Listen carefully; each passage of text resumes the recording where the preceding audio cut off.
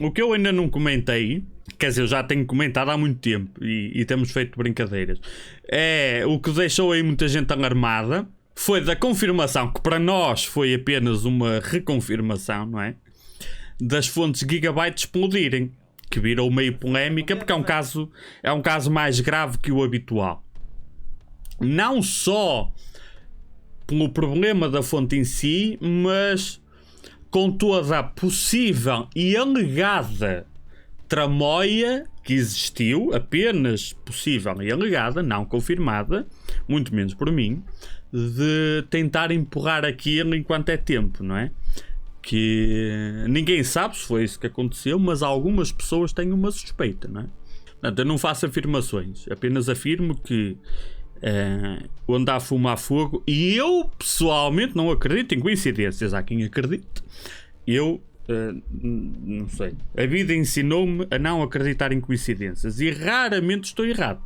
E nós aqui já meio que quase tínhamos a certeza que aquela fonte da Gigabyte, aquela linha, era problemática. Porquê? Porque já tínhamos visto lá o outro bandido, eu esqueço-me sempre do nome dele, o outro canal, que já tinha testado uma unidade da fonte e tinha acontecido assim uma coisa, tinha acontecido a catástrofe.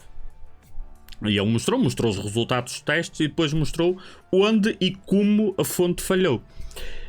E depois disso, quando lá o Gamers Nexus já tinha começado o teste de fontes, houve um vídeo há uns meses atrás, não sei quando é que foi, nem qual foi o vídeo em específico, mas acho que foi no meio de um vídeo dele das pré-builds, ou da fonte da Dell, não me lembro, foi nessa altura, onde ele mostrou um sneak peek de uma fonte a arrebentar. Ele não comentou, mas na filmagem assim meio ao longe deu para perceber que era da Gigabyte.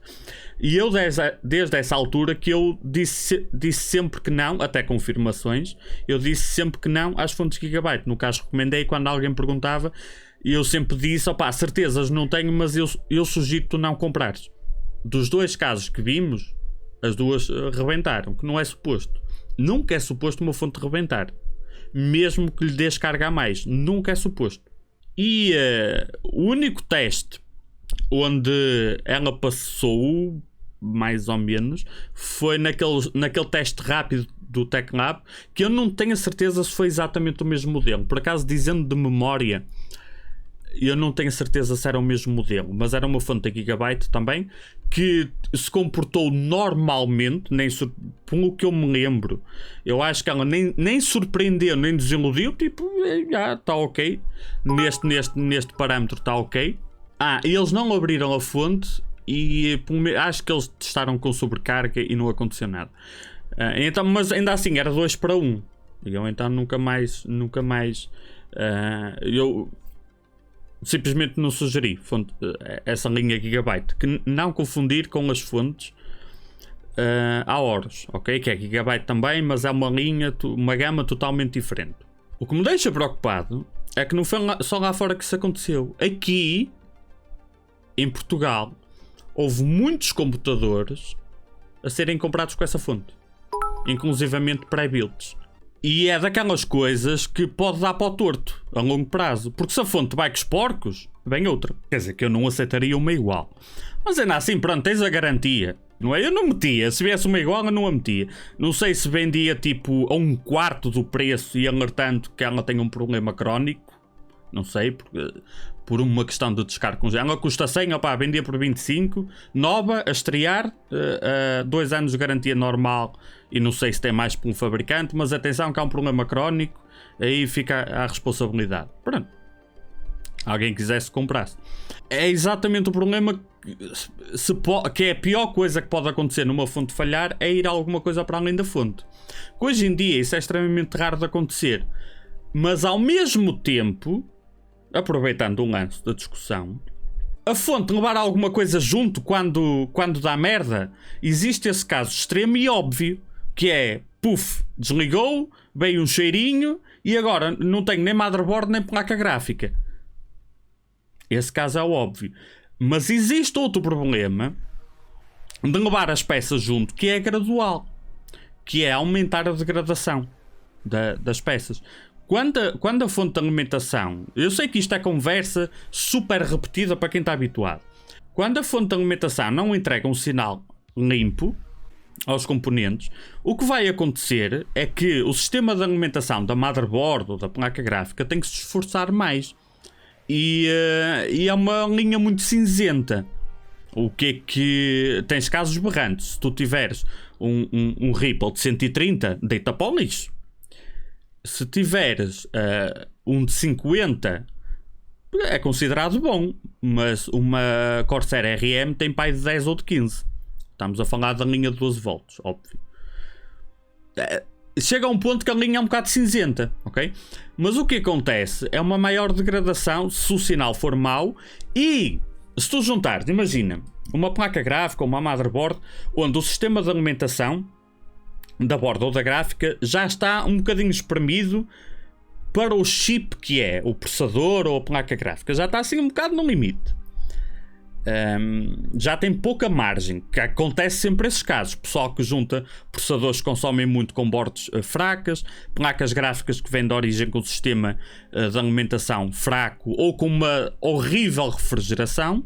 E quando tu juntas uma coisa que está num limite com uma fonte que entrega um sinal, entre aspas, sujo, é um termo às vezes utilizado, o que vai acontecer é que tu não vais explodir com nada. Mas se calhar no 5º ano de utilização, quando alguma coisa deixou de funcionar, se calhar poderia ter durado em vez de 5, 8. Que se calhar para ti até nem te interessa, porque tu até já querias trocar e já. Mas não podes vender ou se estavas a continuar a usar, não usas mais.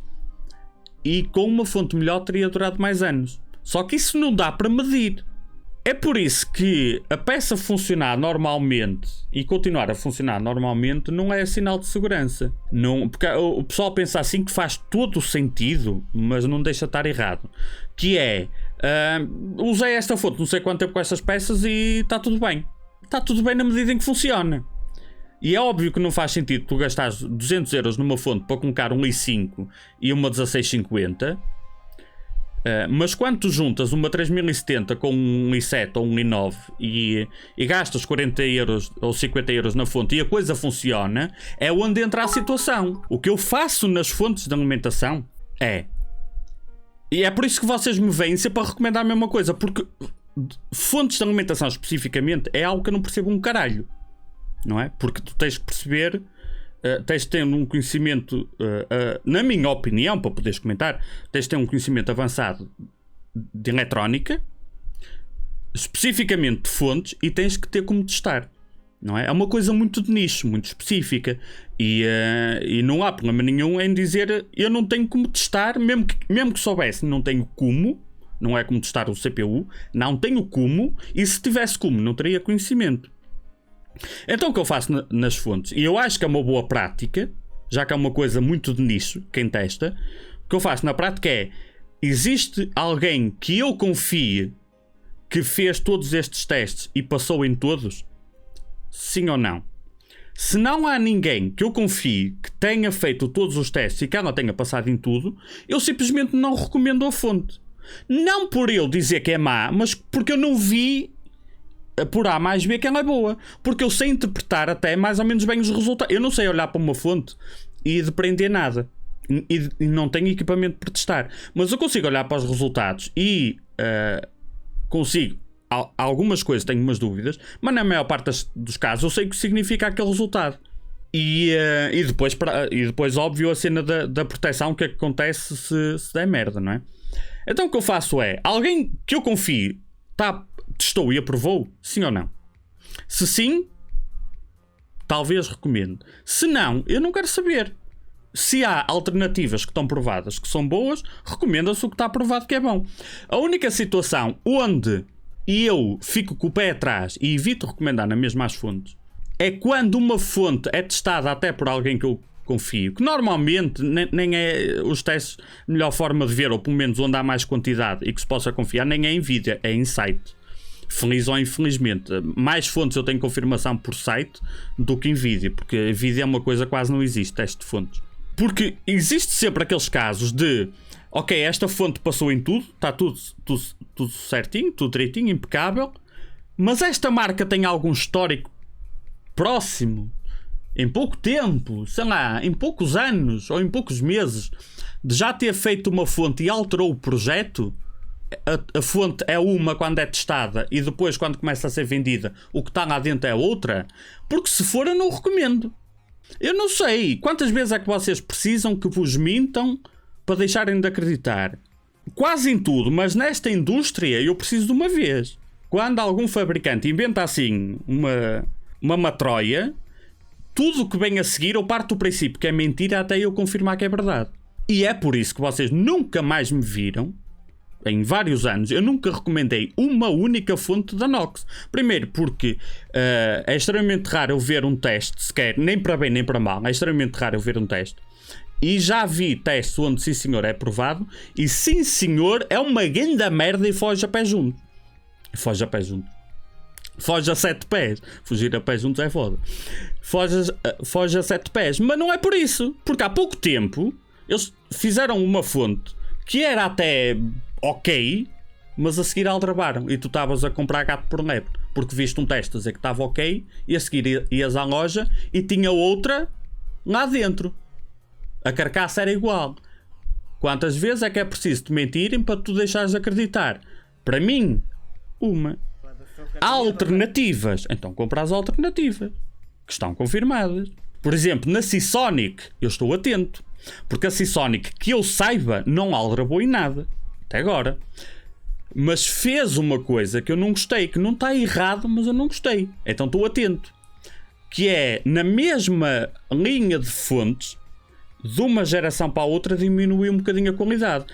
Não aldrabou, a fonte continua a comportar-se como é suposto dentro daquela gama de preço, mas baixou a qualidade de uma linha para a outra, de uma geração para a outra.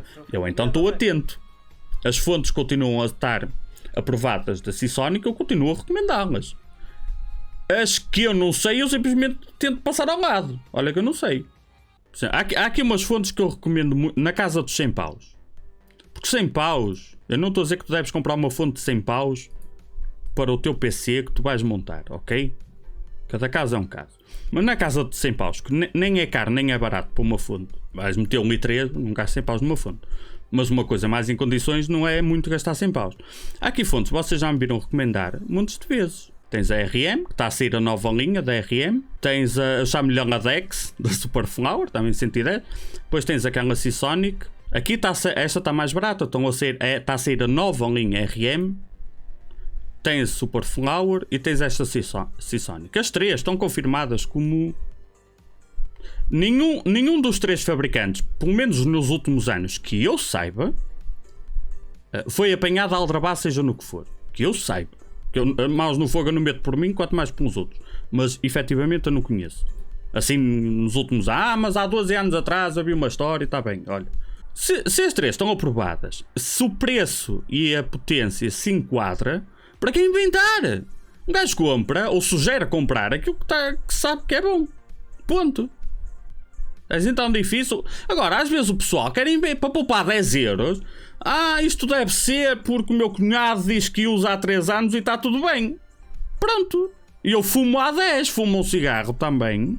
Se eu não morri, quer dizer que não faz mal. É a mesma lógica que estás a aplicar. Se eu fumo e não morro, quer dizer que tu podes fumar que faz bem. É a mesma lógica. Que é nenhuma, é zero. Não é? Aqui, estas duas são melhores que esta da Seasonic. E contrapartida, esta da Seasonic é pequenina e estas são maiores. Que em algumas builds atrapalha a questão do espaço. Dependendo da situação, não é? Mas esta tem a vantagem de ser mais compacta, estas duas têm a vantagem de se comportarem melhor. Mas as três são extraordinariamente boas. Na casa de 100 paus, que motivo existe para andar a inventar? Não, mas eu vi uma que custa 85, que diz que tem 850 watts. A sério?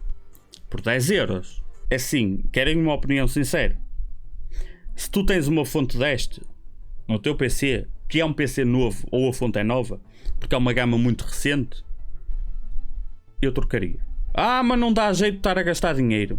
Isso aí é uma questão financeira e eu compreendo. A minha dica técnica é: eu trocaria a fonte. Principalmente se o PC onde ela está ligada é um bom PC.